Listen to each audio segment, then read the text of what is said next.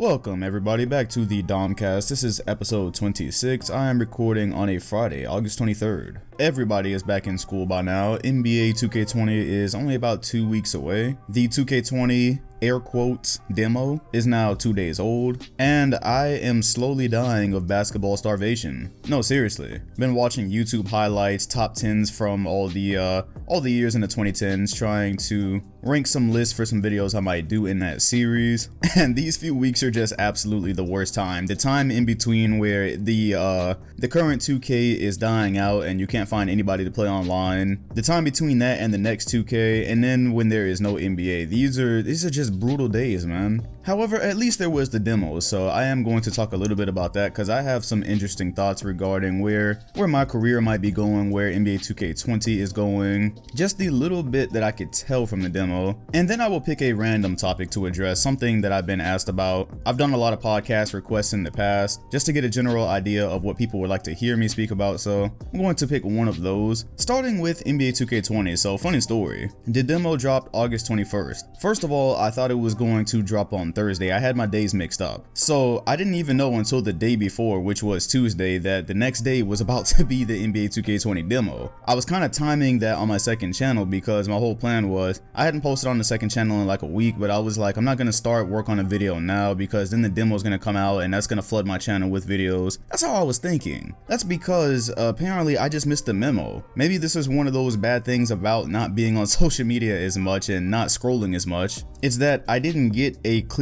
and concise alert that this was just going to be a MyPlayer builder. I have NBA 2K20, the Twitter account. I have their live notifications on, so every time they tweet I get the news because that kind of stuff is still important to me. That pertains to things I might make videos about. And so I had seen them say we were going to get to test out our MyPlayer and test out different builds and all of that, but I never saw it explicitly say there is no prelude or anything. There was no clear alert, at least that I saw. So I didn't post for a damn week on my second channel. I'm about to post a video in like 20 minutes. I'm gonna have to pause the podcast and do that. And that was because the original plan was to do prelude videos on Thursday, and then the demo came out Wednesday. Get to the demo and the disappointment on my face when I get done building my player and testing him out, and then get to the screen where it says you can try another build, and I was trying to launch the prelude. Like, they have done a prelude every year since, how long has it been now? That is always the 2K demo. They didn't get around to that this time. So it is what it is. F's in the chat for that. Regarding the little bit that you do get to experience from the demo, first of all, you all know that I have never been a MyCareer player. I'd never do MyCareer videos. I think for 2K19 I did one video addressing MyCareer and that was it. I just never really get enjoyment out of the mode. I never get enjoyment out of joining some team, and then I like to be a point guard, so it's really stupid when I'm a point guard and I end up on a team that already has a point guard, because that's like one of the most stacked positions in the NBA today, right? So all of a sudden, what, you got like Kyle Lowry on the bench behind you, or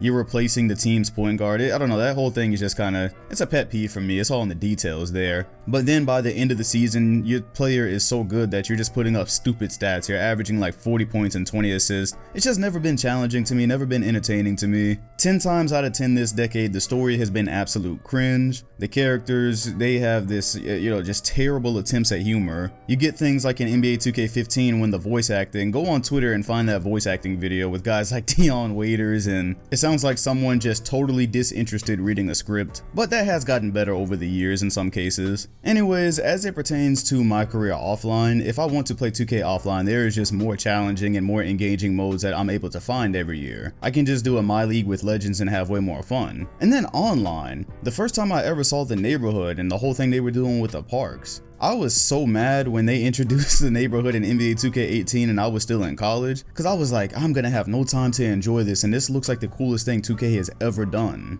And then I get some time to play it, and the problem ends up being, I just don't have any friends that play 2K anymore. Everyone I grew up with, they don't really have time for PlayStation and all that anymore. They're regular jobs. They're not on the 2K tip anymore. So if you take your MyPlayer online and you're lucky enough to even get in a game where a squad doesn't end up taking your spot, then you get into a game with randoms. I don't even need to describe the process there. You all know what's wrong with that. Anyways, I'm kind of glad I don't post MyCareer videos and that I never really had any plans to, even for 2K20. I was gonna do some prelude vids just because, but as far as like a long-term thing, I don't really mess with it that much, and I'm glad because the day the demo drops, right, the moment the demo drops, Chris Move dropped like 4 videos in 2 hours, fam.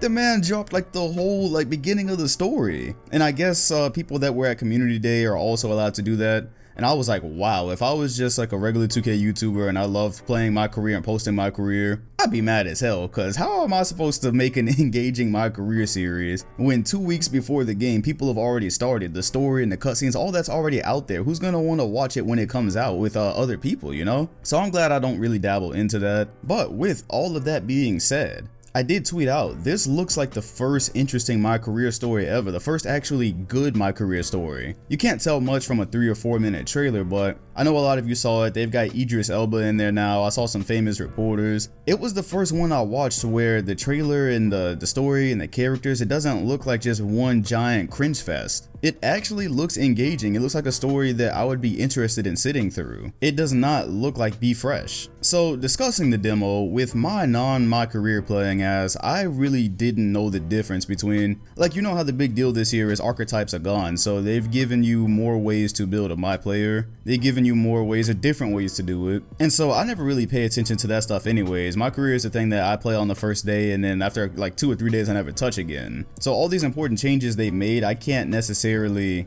I don't know, I guess I can't enjoy it to its fullest. Since I'm not on the park 24/7, I'm not on the park all year playing against other my players and using my own build, I don't really, the significance of what's happened this year is pretty lost on me. Being able to test out your my player and all that. I mean, I get that that's cool because if you mess up, you don't have to go all the way back, right? You can test it all up and see what it's going to look like down the road. So I get that. It's just I don't really have any feeling towards it since it's not like a problem being solved for me because I didn't really use it in the first place. But I wonder what happened here, because in the demo what I did was I said I'm going to go for a straight T-Mag build because I said this year I at least want to get into the park some more. I want to make an effort to be at the park for as long as it's going to be alive, and to do so I figured, hey, my first time really dabbling into this, I want to make a build of one of my 2 favorite players. There's T-Mac and then there's D-Rose. I did D-Rose builds a lot in the older 2Ks. I've never actually done a T-Mac build because I've never played off ball. I'm always a point guard, so I've never done shooting guard, small forward type thing. I built Tracy McGrady, but I am not allowed to be 6'8". I was wondering what was up with that. The closest I could get was 6'7", 210, and I was able to make his wingspan as well. And by the time I got done, I think it said I made a slasher. It said I made a slasher, and the first comparison that they had up there was Tracy McGrady. But that height cap was weird, and I had a lot of people telling me that, you know, this year everyone's just going to be a point guard. Apparently they were saying something about how small forwards and shooting guards and all that, they've kind of nerfed those builds, I guess, or done something about this system makes those harder to deal with. For me, during the demo, I realized after 2 minutes I don't want to be a shooting guard because I want the ball in my hands. In real life, I'm only tall enough to play point guard. In every basketball game I have ever played in real life, I am only effective if I'm a point guard. And in 2K, I've always built a point guard. So they had me next to Kyle Lowry, and I was testing on my T-Mac build, and he was good, but I was like, yeah, this whole thing about having to run around and I'm gonna get excessive calls for pass because I want the damn ball.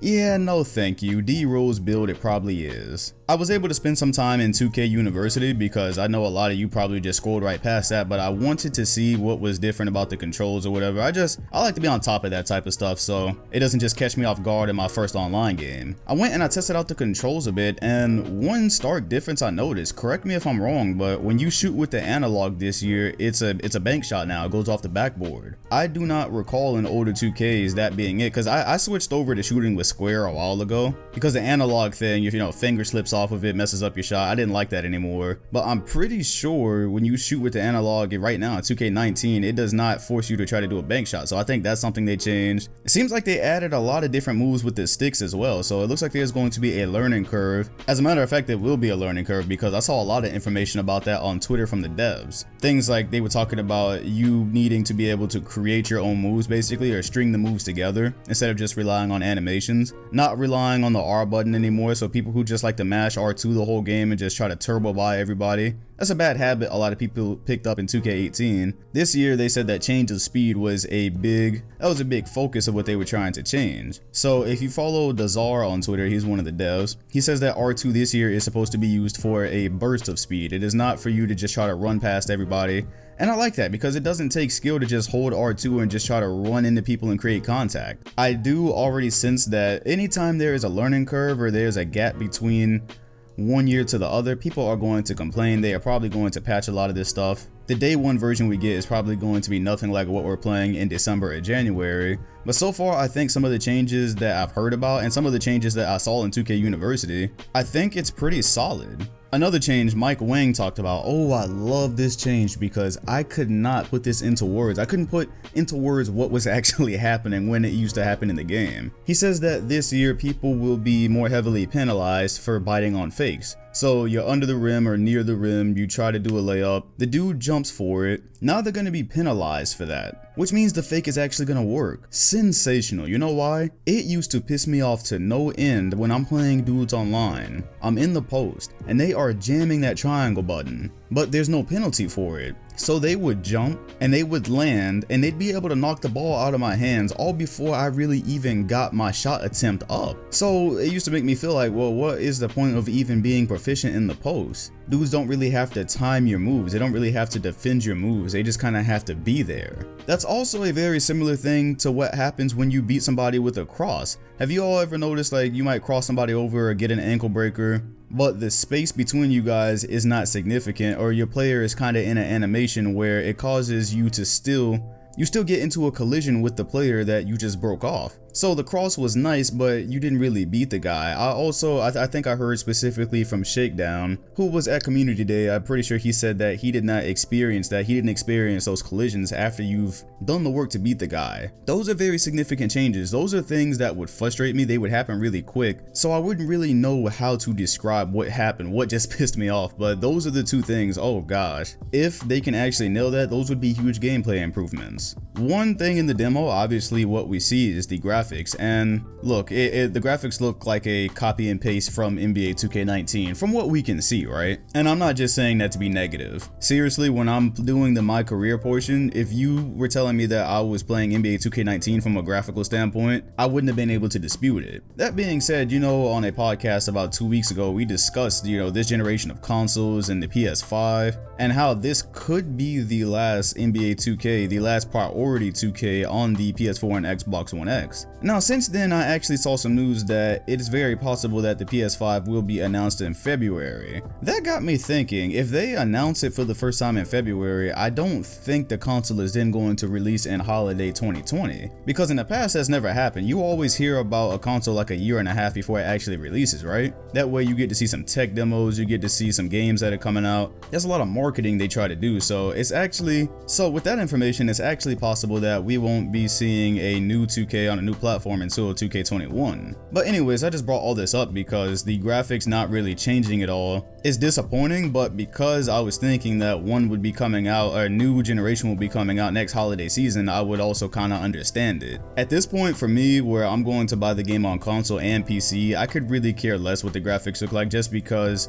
throughout the year I'm going to be doing graphic mods anyways. I'm going to be looking at what the community creates. I'm going to be messing with the global file inside the game and kind of creating my own 2K. So whatever it looks like, that's only going to affect when I play people online. For a majority of the things and like the creative stuff I try to do, whether it's my league or hell, really anything offline, the game is going to look totally different for me one way or the other. And it also doesn't seem like people care about the graphics changing that much either, because it's very clear by this point that NBA 2K14 lighting is never coming back. But a lot of the bodies and the face scans and the details of the game, they look top notch. They look great. A lot of them. I did not say all of them. Some of those face scans look wild. So like, look at Anthony Davis in NBA 2K20. I really look at him and I'm like, how much better is he really supposed to look on this console generation? It looks dead like him. I'm personally more concerned with things that made NBA 2K19 super frustrating, like the obvious things. The illegal screens, that is a huge issue. I still run into that even though I'm playing a modded version of 2K19. I'm in the playoffs right now with the 2010 Lakers and still picking up illegal screens. My computer, my AI teammates are still reaching in for no reason. Pau Gasol literally reached in twice on consecutive plays, right? He was guarding Birdman, Chris Anderson. Chris Anderson had the ball on the perimeter. Gasol took 2 swipes within like 30 seconds. Picked up 2 fouls like that for no reason. There was no reason for you to reach at the ball from Chris Anderson on the perimeter. There was no reason to even be guarding him out there. So at this point in the console life, I'm more concerned with things like that.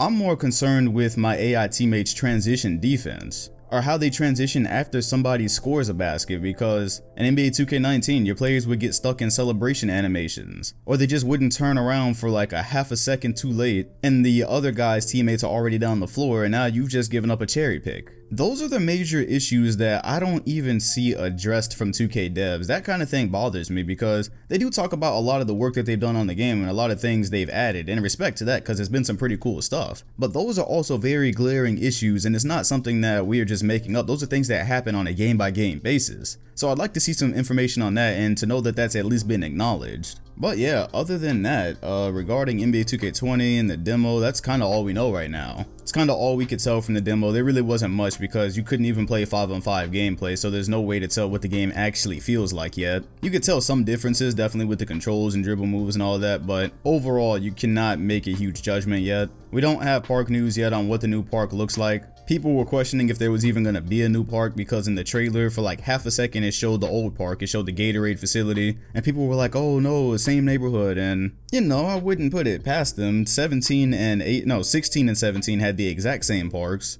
but apparently Ronnie 2K hinted at a new neighborhood this year, or a revised one at least, so it's not going to be exactly the same. I definitely think they were going to make some changes just like they did from 2K18. We do not have my team news yet. We learned that the WNBA has been included in the game, but you will not be able to put them up against NBA teams, so for people on the console version who are looking to make hilarious videos, that is going to be cut out for y'all. However, we know that a PC modder is going to make that happen, so those videos are coming one way or the goddamn other. And yeah, that's basically it for the 2K segment. So moving on to a different part of the podcast, you are all back in school now. I have been asked to talk about school and college and all of that numerous times when I said I was going to be doing various topics on the podcast, and I've also just had people randomly hit me up on my DM sometimes like, yo, I'm a couple of years away from college, or I'm going to college next year. Do I even need to go? That is a specific question I've had. How many of you have heard the college is a scam line without any kind of context put around it or anything, right? That's a very easy line to throw around. Yeah, let's talk about all that. I have a very strong opinion on it all, being that I've graduated college now, being that I went through the whole process of high school and worrying about where I'm going to go to college and what I'm going to do in life and all that good stuff. First of all, I would like to address that there are some people out here selling snake oil. And I say that because there is, I think there's some people out here with an audience, and they realize that the audience is nothing but children, and they realize that children, especially if they believe a certain thing, they're going to listen to that and they're going to hook on to it and they're going to do nothing but agree with it. So let's address all that. College is a scam, school isn't important. Let's just look at all of that. First of all, I will agree with this. The school system is an absolute mess. I went through it. I spent how many years of my life in it? Like fucking 16? I was in school actually for around like 17 or 18 years. If you count from the time I, first started the school system to college, that's 18 years. I'm only 23, so that's like a tiny percentage of my life where I wasn't in school. And my gripe with school as I've gotten older and as I got out is, why was I learning so much useless stuff? That's my main gripe with it. That's something that even follows you to college when they give you this giant list of general education classes you have to take no matter what your major is. So you're gonna have your major and that's gonna have its own set of classes. But at least in the school I went to, you also had to fill certain letters. Each letter stood for a certain general education course. Now you could choose from a variety of them, but a lot of them, a lot of us students were just kind of taking them just so we can get that letter and fulfill what we needed to graduate. But let's still back up a bit, right? It really feels like once I got to, I don't know, 6th, 7th grade, I'll just say it this way, I won't put a number on it. It seems like progressively throughout my school life, the things that I was learning kind of got more and more useless in terms of what I could have been doing instead, what I could have been learning instead. So this isn't the part where I just jump and attack math, right? I hate math, but I get it now that I'm out. Even though I have not used any of the math I learned from high school, I get that a lot of the concepts that you're using to problem solve in math are kind of important to life. They're kind of important to different parts of life. So I sucked at math. I was terrible at math. Once I got to like algebra 2 and all that, that's another story for another day. But I would not just go and say, oh, nobody needs to take math classes, That's still kind of an important thing, if for no other reason than the concepts that are in it that you're using to problem solve. But now, okay, I've started high school 10 years ago. I graduated in 2013, so I graduated high school around 6 years ago. 6 years later, the only classes I can tell you off the top of my head that were actually really important to the things that I do now are just finding my way through life in general, the things that were really helpful to me in high school, really applicable. That would be Spanish, because of course it's good to be bilingual. I can speak a little bit of Spanish, I can at least understand it. It's very hard for me to speak it actually, but I can understand it pretty well. I took a graphic design class, that turned out to be very important. That was a practical skill, that was something I could have left high school and gotten paid to do, right? And that ended up being important to what I do today. Graphic design was very important, so that's 2. I took a typing class, that was super important because I've been typing scripts for years now for my videos. Being able to type extremely fast speeds that process up, and just going into this world of computers and all that, it's good to know how to type without staring at your keyboard. That was a good thing I did there. And yeah, after that, I'm sorry, but everything else could have probably been substituted for something else. Now again, having basic knowledge in science, having a good understanding of some math concepts that you use, that all kinds of stuff like that, that's important, right? But somebody tell me why the fuck I was learning about Shakespeare instead of how to do taxes, instead of how to make smart investments, instead of how to manage my money, instead of learning about loans and about how interest accrues and all that stuff, right? All the stuff that I was actually going to experience 6 years later, that I was going to experience in the real world. I gotta go out and find out all that stuff on my own. I gotta go out and read books about all that stuff that I was really gonna have to deal with. So again, this is not a full-out attack to say everything in school is pointless, right? Because history class, right? I took AP US history.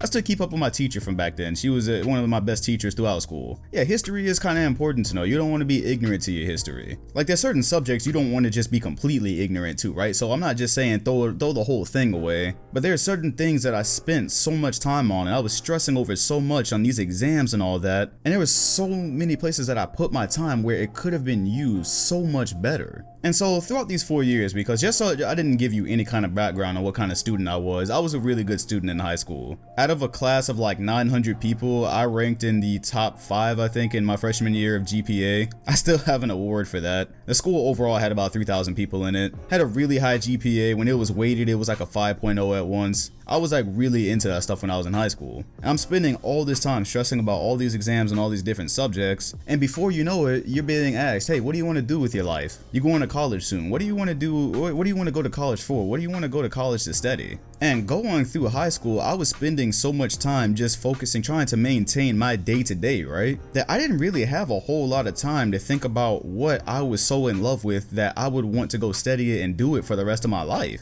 I didn't really have time to explore my passions in high school. There's 24 hours in a day, so it wasn't going to be like AP US history and these AP classes and these honor classes and also a million other things. I wasn't fucking Superman. I'm not gonna sit here and lie to y'all, right? There are some miracle kids out there that find a way to do everything under the sun and have a crazy GPA, and they're involved in like every organization. That wasn't me. That was not me. It was academics. By the time I got done with academics, close to midnight, I'm tired. I don't have time for this other shit. I'm tired. I gotta wake up at 6 tomorrow. So you go through that process for 4 years. By the time senior year comes up, you realize that, oh, you gotta be looking at a college. I didn't know what I liked by the time I was a senior. I knew I liked video games and I knew I liked basketball.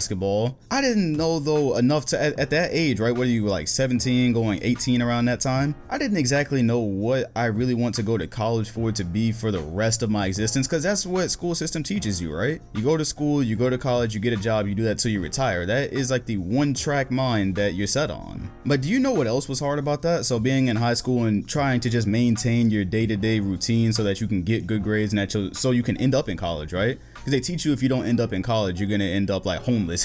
That's kind of like the way it's presented to you. Well, the other thing you don't get while you're trying to maintain your day-to-day is you don't have any kind of grasp or concept of student debt. And so right now we're going into the 2020 election. So I think a lot of you that are in high school right now, maybe you understand student debt a little bit more than we did back then, because politics wasn't such at the forefront when Obama was president, and there wasn't all this polarization and, you know, crazy news every day. So it wasn't at the forefront. But with the Democrats running, of course, college education, and paying for college, that's all at the forefront right now. So you might know a little bit more about that. But when I was in high school, I really feel, and even going through college, I really feel like college debt was something that was not stressed. The seriousness of it was not stressed at all. It was almost kind of told to everyone as a matter of fact. It was like matters of fact, right? You knew college was going to be expensive, and you knew that there was probably, for most people who are not going to get full rides and all that, most people were going to end up with college debt. Whether it was a gigantic amount or whether it was an amount that maybe they could pay, right? I was lucky enough to fall into the spectrum of it's an amount that I'm going to be able to pay. I'm not going to be in debt my whole life.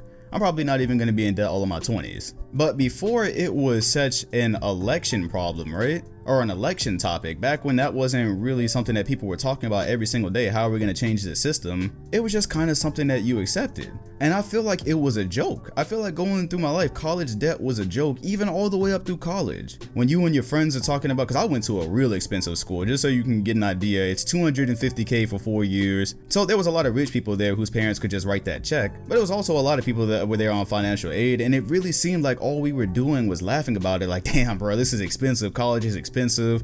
We laughed about like the textbooks and all that, not even really paying attention to like, man, when we get out of here, yo, we gotta pay some of this back. All of our situations are different, but it's like we gotta pay this back. And so it's just kind of like a running joke, like how much debt you're gonna be in is like a running joke up until you get out and it's like you actually see the number and you're like, oh, you start questioning. You're like, wait a minute, I went to college for 2 years. For the first 2 years, a lot of it was general education classes. For the majority of people that don't exactly know what they want to be or what they want to do in life, your first 2 years are like gen ed classes and finding out what you're interested in. And you kind of think to yourself, why was I under a $50K a year plan to do that? Why was I at a super expensive school to figure out what I wanted to do with my life? Could I not have done that at a community college where the cost would have been kind of like non-existent? Couldn't I just knock my gen eds out there? Now, again, I'm not going to act like there's no drawbacks to that. You go to a community college, you don't get any of the actual college life. Depending on your situation, I mean, if you can have your own apartment and stuff, that's different. But again, it's still nothing like living on campus and being at a big school and all of that. So when you're in high school, all that definitely looks appealing. You don't want to get out of high school just to do more, basically more high school, which is what I assume community college would feel like.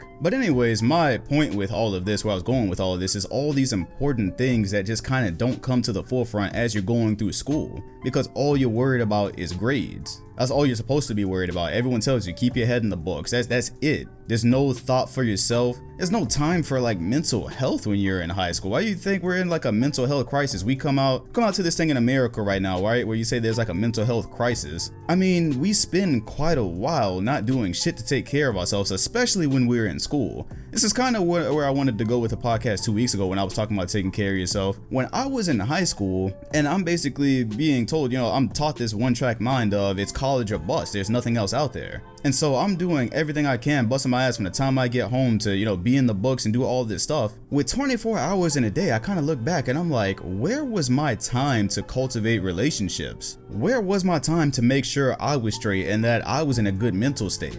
Where was my time to give any real meaningful thought about what it was I truly wanted? So like a typical day, right, in high school, what were my hours back then? So I used to wake up at about 5 o'clock. That's a little bit steep. Okay, I would wake up at about 5:45 in the morning, use that time to get ready so I could be at class when the first bell rung at something like 7:15, I believe. And we get out of school, whatever your regular school day is. I don't forgot what the actual time we used to get out back then. It was probably around like 2 o'clock. So getting out at 2 o'clock, there's a good 8 hours left of my day that I should use for what I need to use it for if I want a good night's sleep, so I can be in a good mental state, so I can be well rested for the next day to maintain everything that I'm doing, right? Because you get out at 2 o'clock, you say, okay, I get to bed at 10 and I'm gonna sleep until 5 a.m. So, it'll vary, right? You get like 7-8 hours of sleep. That's probably a good night's sleep, right? What's recommended? They say healthy adults sleep between 7 and 9 hours. Wow, how many people are actually getting that? I might get to that later in the podcast, talking about actual, America's philosophy, United States philosophy of not sleeping to be successful. I may get to that today, may not. But anyways, back to my point. So I got 8 hours to get a good night's sleep, which I'm gonna go ahead and tell you, I didn't get good night's sleep when I was in high school. I wasn't even trying to, because I was back then, I was probably on that, oh, we don't sleep tip type thing. But okay, if I was going to get a good night's sleep back then, between 2 o'clock and let's just go ahead and say 10 p.m., right? I was going to need to do homework for probably about 4 or 5 classes per day. I used to have 7 classes in high school. So you figure math is going to give you homework daily. AP US History is going to give you some kind of reading if you don't want to do it all on Sunday, which I probably, let's be real, I probably saved it for Sunday, but probably got some other assignments there. Science more than likely has something for you. Majority of your classes got something for you. And so if you're on that tip of, oh, I want to go to college because so far all the grown-ups are telling me, everyone's telling me if I don't go to college, if I'm not super successful in grades, I have nothing. I am nothing. I got to get that done all between 8 hours, but I also, if I am going to be healthy and taking care of myself, need time for that too. I got to fit that all between that tiny amount of hours. 8 hours ain't shit, all right? It might sound like a lot. 8 hours ain't shit for all that. Imagine if you're one of the people playing sports, right? When do y'all get home when you play sports? If school ends at 2 for you, and let's say you just play basketball or football, when do you get home? My brother has played a lot of sports in high school. He probably don't get home until when the seasons are on or whatever. He probably not getting home till like 5. He's tired as hell from sports. So, okay, that's another thing. They tell you for college that you have to get into, remember. They're telling you, oh, also on top of the good grades, they need to see you're a social person, that you're a healthy person, that you're into all these extracurricular activities. And so, okay, extracurricular activities are going to cut into that little 8 hours you have after school. I was talking about if you want a good night's sleep, you probably getting home at 5 or 6. That cuts you down to more close to 5 or 4 hours if you're trying to get work done and get a good night's sleep. So by this point, you probably put it together that on this type of lifestyle, you're not getting a good night's sleep. I used to go to sleep at like probably midnight. I was like 11 or 12. I was up by 5. Oh, and don't think because of my NBA 2K background, I was just bullshitting on games either. No, I was playing video games on the weekends, Friday, Saturday, some of Sunday. That's when I used to get all my gaming in. I had no time for games unless I just decided, you know what, I'm sick of school today. I'm not going to do anything I'm supposed to do. I'm going to go home and play games. That was very rarely, but okay, maybe that would happen. Other than that, video games were always closer to the weekend thing. So back to the main point with all that though, when is the time to actually take care of yourself then and make sure you're mentally healthy? Why? You know what? I'm gonna go out on a limb and probably say this whole mental health crisis we have in America right now probably is fucking cultivated from when we're kids going through school being told we have to do a million different things. And oh yeah, by the way, you're also told that sleep is for the weak. I hope I get to that in today's podcast. Sleep is for the weak. So sleep is for those people who are broke. That is a direct quote I've heard before. But yeah, that is jammed into your head. So you got all this going on through high school life. You get to college, and college is literally like, okay, let me go ahead and cut up a pie chart for you, right? I saw this on a meme once. Not a pie chart, it's those circles that intersect. And there's 3 options, and it says for college life, choose 2. And it's between sleep, a social life, and academics. And the running joke, which again, there's truth in every joke, is that there's only time for 2. So you can have sleep and academics, you're probably not gonna have a social life. You can have a social life and academics, you're not sleeping, fam.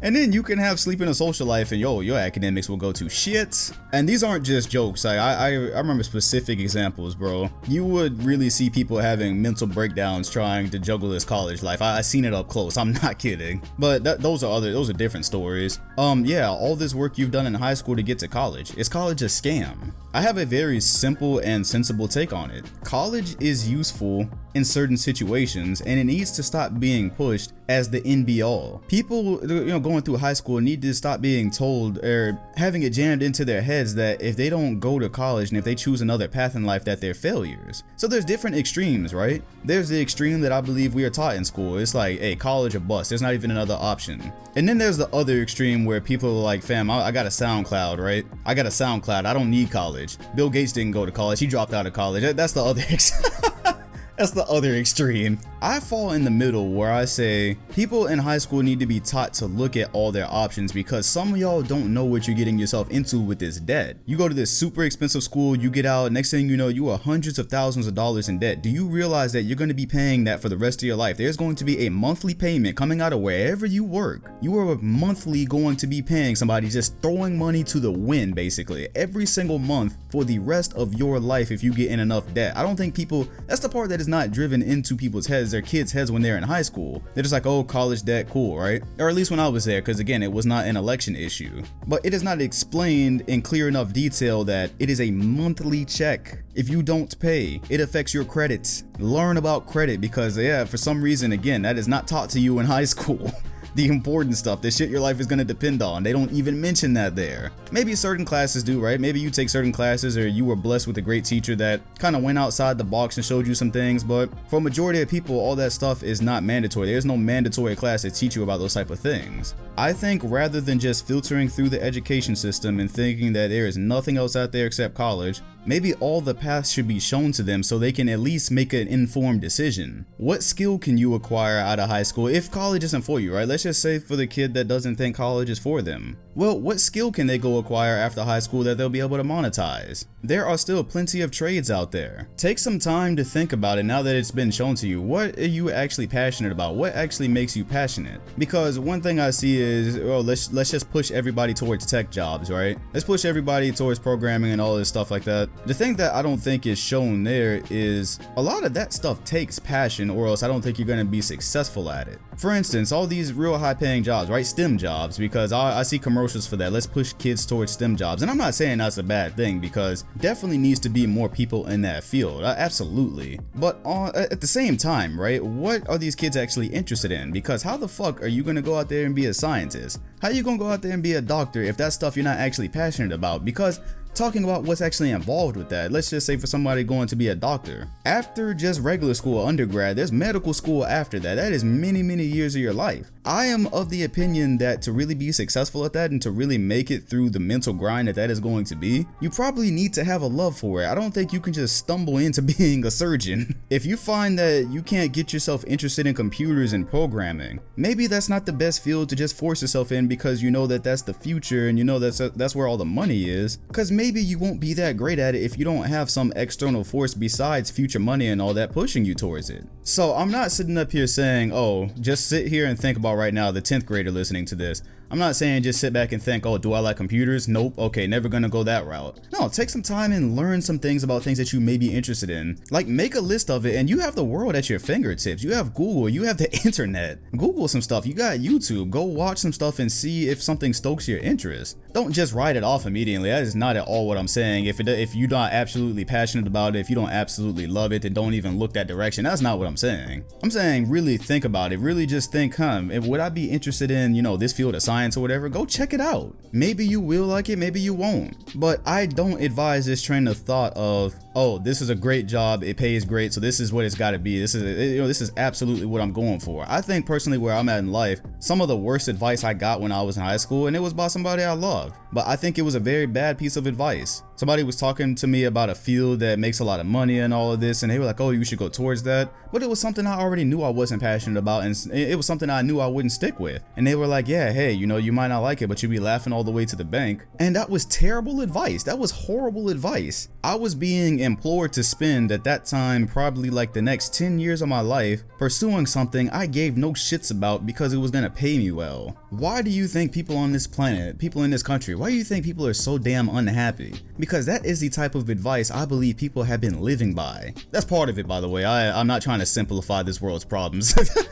Oh, we got problems right now. I'm not saying one blatant statement is everyone's problem. No, but I'm talking about some of the things that lead to it, and I think that is one of them. So long story short with all that, if you're one of the people listening to this and you're not even in college yet, I just implore you to think for yourself, think about yourself, think about what you like, think about your passions, and think about your options, because student debt is a real thing. I would not bank on any of these presidential candidates being able to just figure shit out with a magic wand. There's some good ideas out there, but I wouldn't hold my breath on it materializing. So if you've thought about it and you're saying, hey, this is what I want to do, and you think that college can really help you, absolutely go for it. Because there's certain things you have to have college for. I don't want to hear that my goddamn lawyer was studying on YouTube.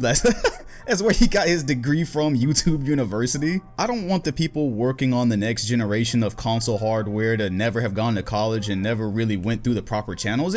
There's things that it is necessary for, absolutely. But I think college is a scam when people let it scam them. So when people have been brought up to, really truly believe that they will have no worth if they are not in college right after high school, and if they even looked another way, right? You got your family looking at you all crazy and your parents all crazy because you're not in school and all that, so you figured you had to go to college and now you're there just absolutely lost. Now you done ended up with a degree and you don't even know why you have it. Yeah, then you probably just got scammed.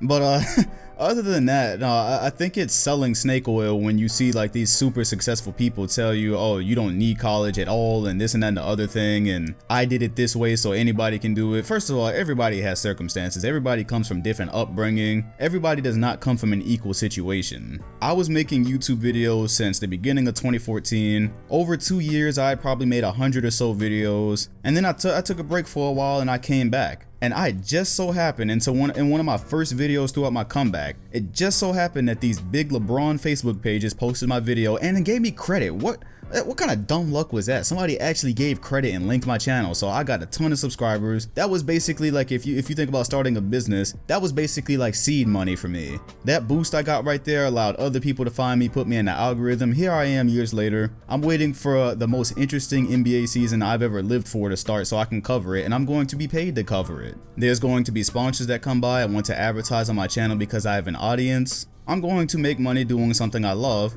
I've already taken some of that money that I've made from doing something that I love to invest. I'm investing in other things now because, YouTube is awesome, but you never know where this is gonna go. You don't know where YouTube is gonna be 5 years from now. I'm trying to set up my future. I'm trying to clamp in my future, fam. That's just the way it worked for me though. That does not give me the right to get up here and be like, hey y'all, I was in school for a ton of years, never learned anything useful. College was a scam. I'm a YouTuber, so I wasted all my time in school. That is snake oil. I'm not saying that you can't make it doing what you love or that, oh, I'm one of a kind and nothing like that. That's not what I'm saying. I am saying it is a scam for me to be up here and say, because of the way my life ended up so far, that everything that led to this point is useless and the process you guys are going through right now is ultimately useless. So dump everything you know, get out of high school and go live under a rock until you make it. That's a scam. That's snake oil. That's why my advice on school would be for all of y'all to think about yourselves. Think and take care of yourselves. Yes, the system is definitely broken. The school and education system, absolutely broken. There's a lot of things that aren't great about it. But knowing that, it's your job to think. Think about if the debt you're going to get yourself into, if you're going to get yourself into debt at all, right? Because there's scholarships out there. Maybe some of y'all are really good students and debt is not going to be that much of a problem for you. Again, that's something all for you to consider. Consider the things that they aren't telling you every day in school. Consider the effects on your mental health by not taking care of yourself. Because let's be real, in America, I guess for the end of the podcast, I could probably pivot to this. Taking care of yourself is not prioritized. The ideal image of the hardworking and successful American is the one that, just ate shit, right? Wasn't happy, didn't take care of themselves, didn't sleep. That's the big thing I was trying to get to right here. Didn't sleep at all. Oh yeah, this is a bad motherfucker right here. He went to sleep at 3 o'clock in the morning, he woke up at 6 and he's functioned just like everybody else. Hey, you know what? There's people out there like that. God damn it. Kobe Bryant is like that somehow, right? But I'm going to go out on a limb and say, being that Kobe is one of the best basketball players to ever grace planet Earth, everyone is not wired like him. Everyone is not like him. Everybody can't go to sleep at 3 o'clock and wake up like an hour and a half later and be on a bike and be working out before everybody else is even eating breakfast and still maintain their health. Hey, I don't know what it is about Kobe. Maybe you can think different. I'm not even telling you that you have to believe what I'm saying. I just think probably everybody's not built like that. I don't think that's for everybody. And I'm also not even imploring people to baby themselves, right? Because it would be a lie for me to sit up here and say that I'm where I'm at right now without my fair share of like struggling through those type of days. I used that process some. There was times where I was working on things overnight and I didn't really sleep. And it was to the point the next day I'm up and my speech is slurring. I'm slurring my words because I've had no sleep. I'm gonna tell you I didn't do that often because I realized I wasn't very efficient. I realized that wasn't efficient not being able to form my thoughts correctly the next day. My first year of college, I actually lived at home for my first year of college, and so there was a commute. I would have to drive there, and that was a really hard year for me. And so the thing that happened is I figured, okay, I'm just chasing success right now, because that was before I had anything I have now. I wasn't even close to all of this. So I'm listening to motivational speakers, and I'm like, okay, I'm gonna follow their advice, right? What's the main advice out there? You can't sleep. You got to take care of everything else before you take care of yourself. No sleep. And I used to do that, and by the time that school year ended, I didn't even feel relief when I got out for summer vacation that year. I got home that day. I still remember the Wizards and Pacers playoff series was on. I got home, I sat in my chair, and my head was fucking ringing from that year. I had a headache. I was not like, yeah, man, I could finally rest in the summer. I couldn't even relax. I was so uptight and tense from that year and everything I was trying to do. I think I probably did a good bit of damage to myself that year. You know, just be smart about how you go after chasing success is all I'm trying to say, because hey, maybe for some people, maybe that's the only way. If you are, maybe there's people older than me that want to change their life, right? And they work a 9 to 5, they work an intensive job or whatever. You get out from that 9 to 5, you were like brutally beat down from that work day, you need to sleep some or whatever, but you still have other things you need to do to get from under that 9 to 5. Hey, you know what? Maybe the only way at that point is to put in some overtime. When I was in college and I was trying to make the YouTube thing work at the same time, yeah, I definitely had to put in some overtime. But if at all possible, don't jeopardize your health. Don't jeopardize your happiness trying to go after what all these people are telling you. Sleep is not the enemy, man. Mismanagement is the enemy. Mismanagement of time is the enemy. So yeah, sleeping when you definitely should be doing something else. Obviously that is a gross misuse of what I'm trying to say here. But I think more so mismanagement is the enemy. Being on social media all day in place of actually putting in work. Putting in work on maybe something that you have to put in work on or something that you want to put in work on. Hey, I bet you that covers a wide range of people right there. Checking Twitter and Instagram every 5 goddamn minutes. Yeah, that type of stuff, that falls under mismanagement. But I also think mismanagement would be sacrificing taking care of yourself, sacrificing everything that you love and like in life, right? The things that bring you joy,